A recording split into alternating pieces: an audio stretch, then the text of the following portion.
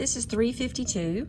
You're going to midpoint your center lines, and this one works from the center. It's easiest if you let it work from the center, and you're going to use your best friend offset, and you're going to offset this center line 4 1/4 on both sides, and that's going to give you your outside edge here and here.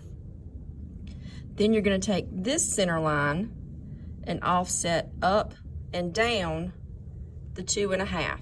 Okay, so that is going to box in the outer edge of your part.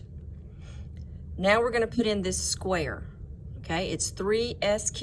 That's square, so that means all sides are 3 inches. But we're going to work from the middle. So half of 3 is 1 1/2. Again, you're going to use offset, your best friend. Click offset, type in 1 1/2, take this line, offset, click offset, you're going to offset down, offset up. Trim that out till you just have your square. This is a 1 and this is a 1. So once you have this line, offset 1 inch, offset 1 inch. Then you can offset this center line down 1 inch and up 1 inch. Then offset 3/4, offset 3/4. So you've pretty much got the whole thing laid out except for the angles. So this is a 30-degree angle. So you're going to go down to the bottom of your screen and you're going to make sure that your polar is set to 30, 60, 90.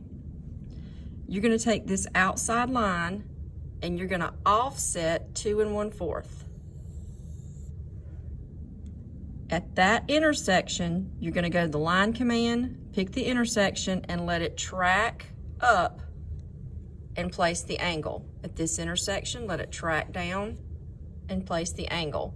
You're going to do the same thing over here. Offset in 2 1/4, track the angle, track the angle. All that's left is to trim anything that you don't want. You can leave these center lines because you're going to need those when you place your dimensions. Once you've dimensioned the part, make sure you have saved it.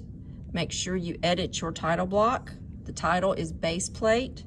Make sure you have saved it as the drawing number 3-52, and you're ready to print and check it on the light table.